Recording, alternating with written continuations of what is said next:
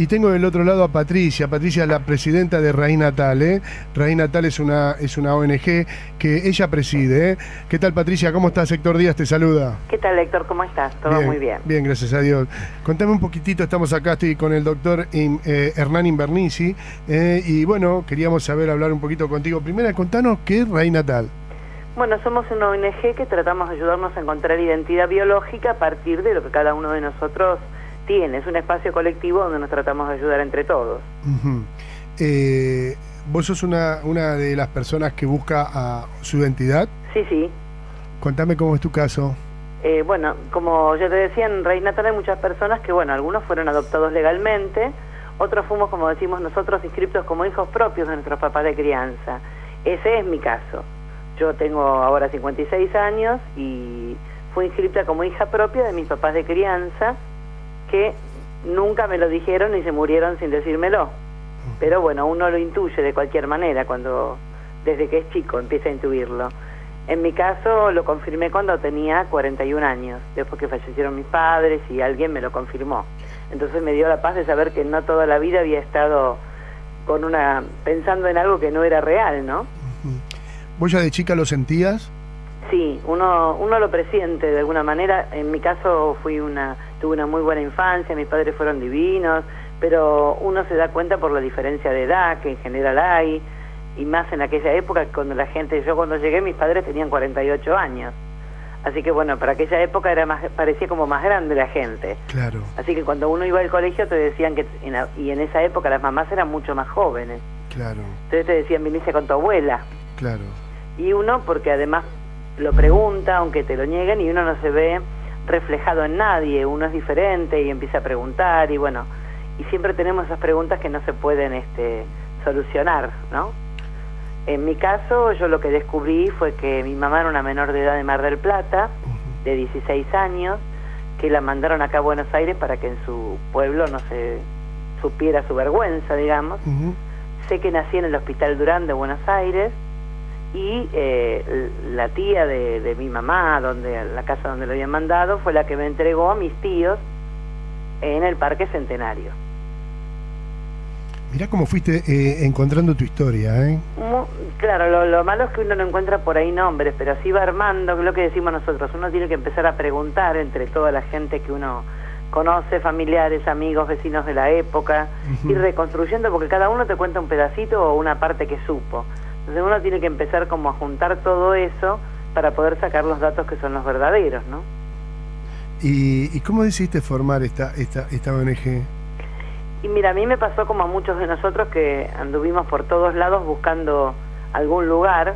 En mi caso yo fui abuelas, sabiendo que no pertenecía a la época, pero sabiendo que ellos estaban en las búsquedas y que por ahí nos podían indicar el camino de cómo hacer esto, ¿no? Otra gente fue a tribunales, otra gente fue a la Procuración General de la Nación, y hace muchos años nos encontramos en la Defensoría del Pueblo de la Nación, hace como 13 años. Y bueno, y después las mismas personas que habíamos armado y habíamos tratado de encontrar, como no había nada en el Estado, que no hay nada todavía hoy para estos casos, y bueno, decidimos ir armando un lugar donde podernos encontrar. Y cuando ustedes se juntan, ¿no? Sí. Vos sos Patricia Peña. Sí. Patricia, y cuando se juntan ahí, empiezan a contar sus historias, ¿vos tenés hijos?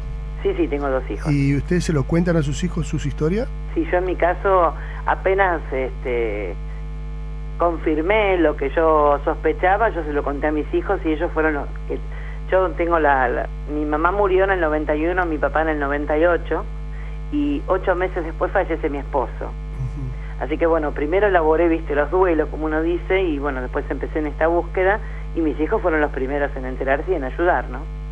Hay gente que no se lo cuenta a nadie porque le da como vergüenza, mucha vergüenza, como dolor, y haber vivido tantos años en una mentira, porque la gran mayoría lo confirmamos o nos enteramos de grandes.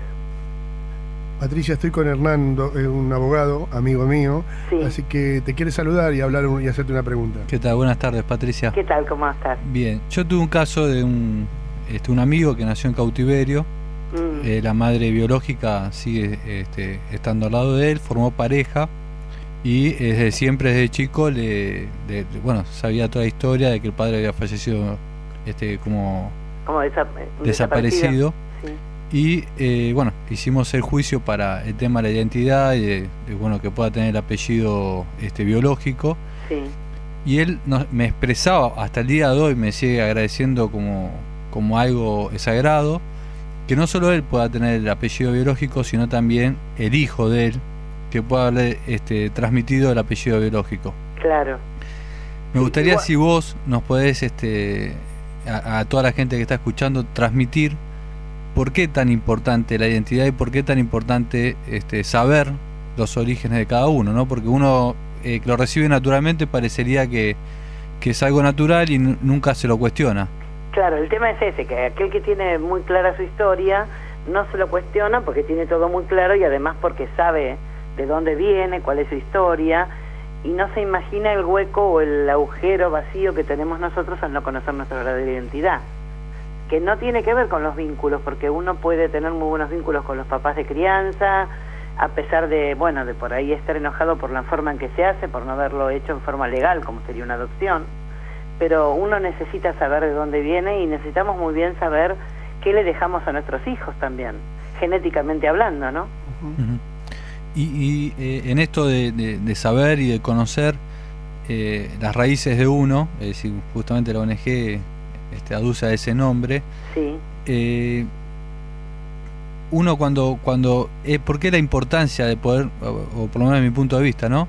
De poder transmitirle al hijo adoptivo es decir, lo que a vos nunca se te pudo transmitir en forma? ¿Por qué, a mi punto de vista, es importante poder transmitirlo y decir la verdad, como que en muchos casos por un tema necesidad o de problemática de ese momento, ¿no? Claro, vos decís con respecto a los papás. Sí, sí. El tema es que una cosa es cuando, bueno, hoy es diferente también, ¿no? Cuando el hijo, antes, yo ya te digo, tengo 56 años, y la gente de nuestra edad o más grande, así fuesen adoptadas legalmente, tampoco le decían, porque claro, era una sociedad que ocultaba todas esas claro, cosas. Había que demostrar que uno era capaz de tener un hijo y de armar una familia, y no se cuestionaban otras cosas, sino pensaban que en un futuro esa persona iba a necesitar saber todo eso y conocer sus orígenes. Lo que pasa que, bueno, los chicos antes no eran tratados como sujetos de derecho, muchas veces éramos tratados como objetos de derecho. Uh-huh. Entonces, bueno, no decían la verdad y también pensaban que era lo mejor, después fue cambiando, ¿viste? Porque eso también es un amor egoísta, el no contar nada, el no decir nada, el ocultar y el tener miedo, y todavía nos pasa hoy.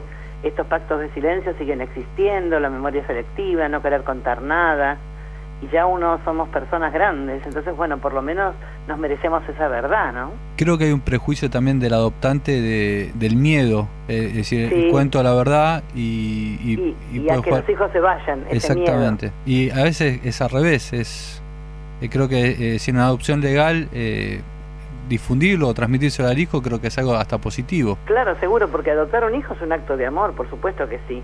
Lo que pasa es que cuando se hacía de esta manera, como nosotros, que estaban involucradas a veces la entrega directa, a veces dinero, hay de todo, ¿viste? Lamentablemente lo que a nosotros nos importa es que se concientice una sociedad, porque esto sigue pasando y hoy es peor que antes, porque hoy está involucrado el tráfico de personas. Claro. O sea que yo tengo un amigo, yo tengo 53 años, y Ricardito debe tener también 52, 51, y todos los vecinos, y hasta yo en ese momento que era muy chico, tendría 8 o 9 años, sabía que él era adoptado. Claro. Y hasta los vecinos de al lado de su casa sabían, pero él nunca lo supo. Claro, esa es bueno, vos sabés que hay un compañero nuestro que dice siempre, porque todo el mundo lo sabe, menos la persona muchas veces, todo el mundo lo conoce. Entonces dice que es como la historia del cornudo, que claro, es el último que se entera. Claro, sí, es el último que se entera, ¿verdad? Igual verdad. También pasa que muchas personas lo sintieron, como me pasa a mí toda la vida, aunque lo preguntaron, otros no preguntan nada y bloquean también eso que sienten, porque bueno, no saben qué hacer con eso. Qué complicidad que hay con los vecinos también, porque hay que cerrar herméticamente eso, y muchas veces nosotros que éramos chicos, que muchas veces los chicos son medio dañinos, ¿no? Pero nunca ni siquiera eso salía como para a veces decir, che, vos sos adoptado. Sí, porque en realidad era una sociedad que consentía, digamos. Claro. Bueno, no éramos adoptados, ese es el tema, porque éramos inscriptos como si fuéramos hijos biológicos de esos papás. Claro.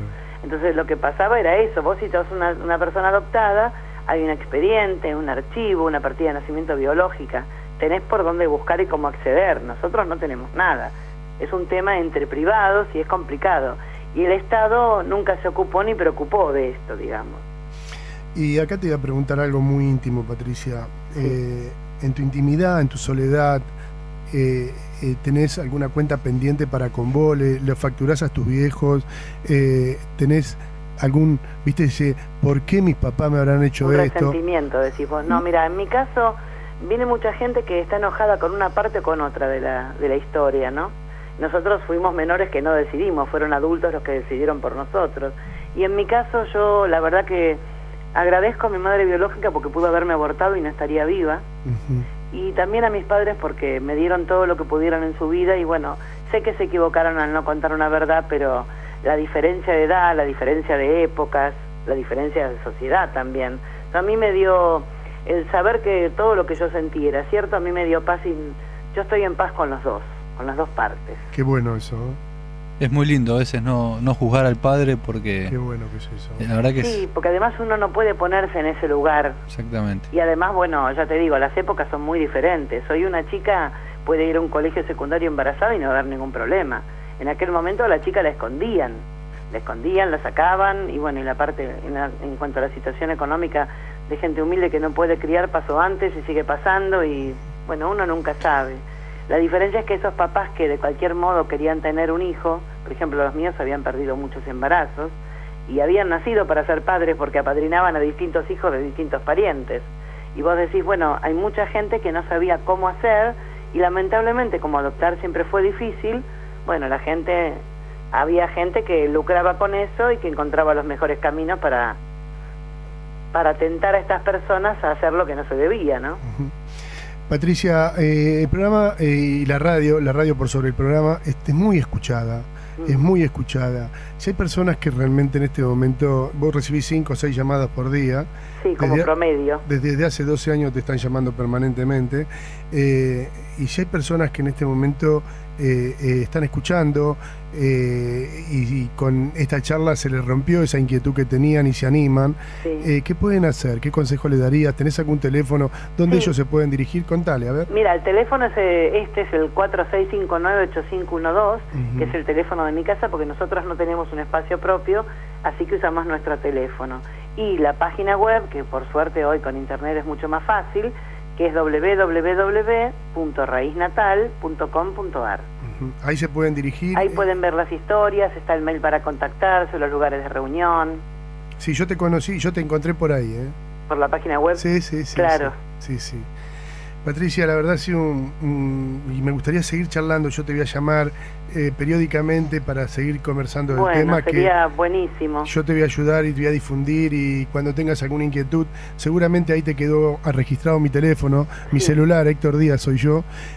Lo que precises, si hay que difundir algo, contá conmigo. ¿Sabés lo que me gustaría decirle a la gente? Que estamos trabajando y luchando con un proyecto de ley que de distintas agrupaciones virtuales, físicas y personas afectados independientes, que a través nos ayudó el Consejo Económico y Social de la Ciudad de Buenos Aires, que no tiene que ver con la parte partidaria de nada, y nos ayudaron a que este proyecto llegue al Congreso y esperemos que lo traten, porque lo que habla es de un lugar, de un espacio en el Estado, como si fuera la CONADI, digamos, pero para todos los demás que buscamos de todas las edades, y que haya un grupo, que haya abogados, haya psicólogos, haya personas que se ocupen de estas historias, porque el Estado se tiene que ocupar de esto. Porque hay casos que por ahí con la participación del Estado, al abrir archivos, al abrir cosas, podemos solucionarlo mucho más fácilmente, y bueno, y es una manera de que todas estas historias puedan tener, por lo menos algunas, un final feliz, ¿no? Si vos me decís con quién diputado estás tratando para poder llamarlo en algún momento. Mira, nosotros estamos en este momento tratando con Margarita Staulitzer. Ah, bueno, sí, yo tengo línea con Margarita, ¿sí? Ella presentó y bueno, todavía no se presentó en comisión porque están viendo en qué comisión conviene más presentarlo. Como si, viste, ya sea en la de Derechos Humanos, la de Salud, la parte de legislación general, pero ya hay varios diputados que han firmado y bueno, Esperamos que todos, porque esto yo siempre digo, tiene que ser como la ley de matrimonio igualitario, no tiene que ver con un partido político, tiene que ver con la sociedad y con temas que nos ocurren a todos. Tal cual. Así Patricia, que te agradezco por habernos llamado y bueno, te agradezco a vos por la nota y bueno, nos agradecemos mutuamente y así podemos construir una sociedad más justa para todos, ¿sí? Bueno, muchas gracias. Dios te bendiga, te mando un beso. Chao, hasta luego.